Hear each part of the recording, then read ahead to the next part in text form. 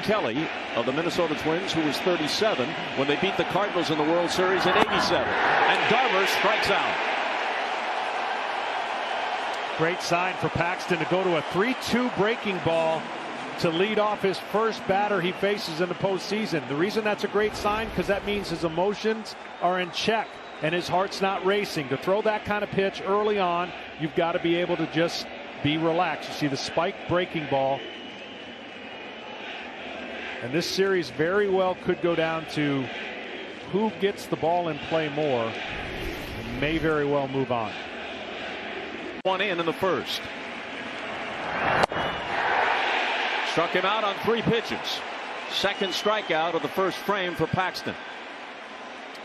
Well, you can't execute any better, really, when you're talking about dotting the outside part with anything breaking away. Here's that cutter at 91. And the guy that's coming up to the plate has changed this team, in my opinion, in the second half. His mechanical change that he's made at the plate, his second half surge of power. Sano is a real weapon again since the change of, they used to pound him up. Everyone could pound him upstairs, and he kept swinging at the upstairs. The 1-2 pitch. He struck out 3, but mixed in a solo homer by Jorge Polanco. And after half an inning, Twins. Masahiro Tanaka is going to get the ball in game 2. Luis Severino's come back. He'll be their game 3 starter. It looks a lot better. Garver is out on strikes for the second time tonight. Fourth. There's not much deviation. It just doesn't, not a lot of wasted movement. Paxton finishes Rosario off. But again, a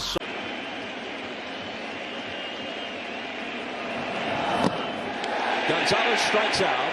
The 6th K put in the book by Paxton. And a 1-2-3-4.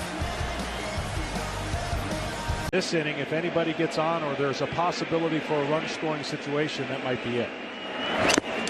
Cron strikes out. Sanchez is going to have to throw to first, which he does. 7 strikeouts for Paxton, 1 out in the 5th. Well, for Paxton, and for the 3rd time tonight, Paxton fans Garver.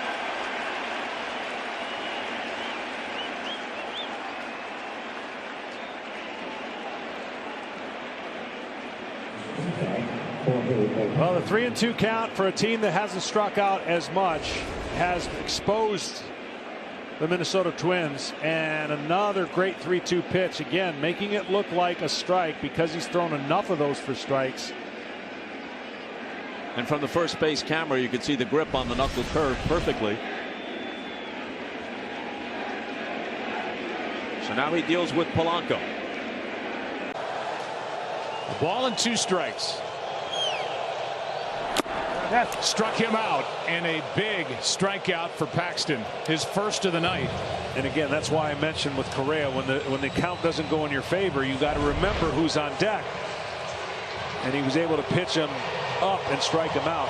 A regular season game, they would never have the bullpen up in the 2nd inning with a guy like Paxton on the mound. But that's kind of what you're dealing with when every game is so important and magnified to the tilt. So he's going to wiggle it, move it around, and get the pitch at the last minute. Back-to-back strikeouts by Paxton.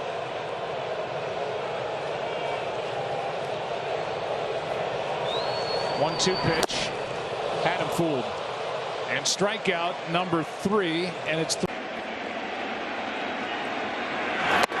fooled him, struck him out.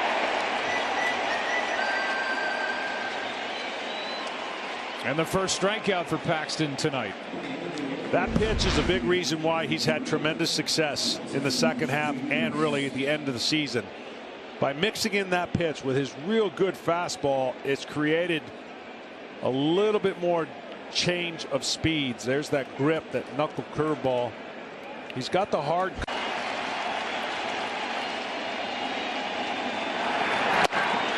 Struck him out, 2 down.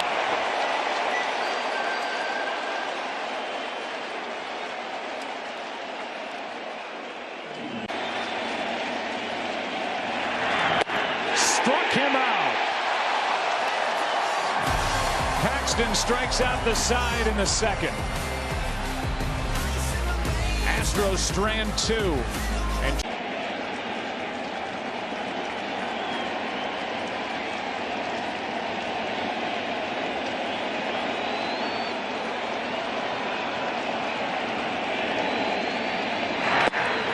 two out.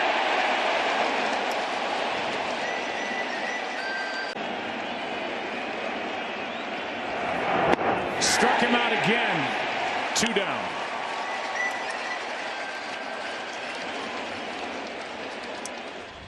Want more?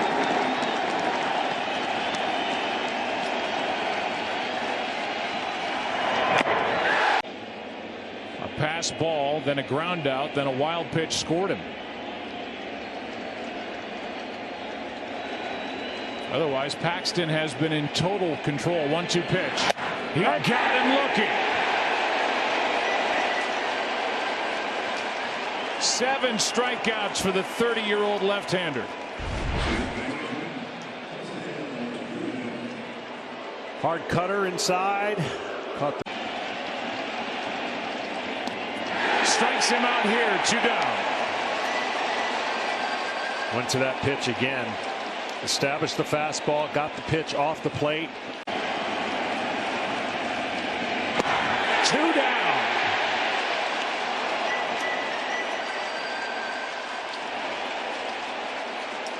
From a guy that doesn't show a lot of emotion.